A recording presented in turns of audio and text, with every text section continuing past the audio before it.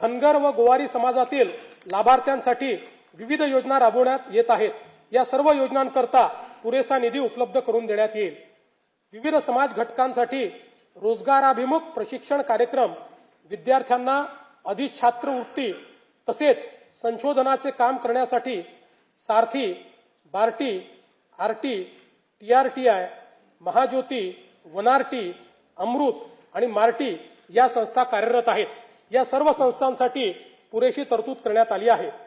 तृतीय पंथीयांच्या सर्वांगीण विकासासाठी धोरण जाहीर करण्यात आले असून त्यांच्या स्वयंरोजगार व व्यवसायासाठी बीज भांडवल उपलब्ध करून देण्यास मान्यता देण्यात आली आहे।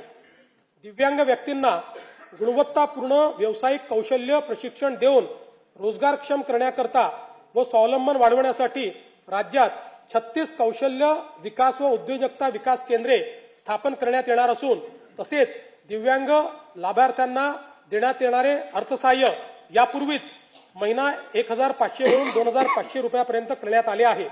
दिव्यांगांना शासकीय लाभाच्या सर्व सेवा सुविधा एकाच प्लॅटफॉर्मवर देण्यासाठी दिव्यांग सहाय्यक संकेतस्थळ कार्यान्वित करण्यात आले आहे।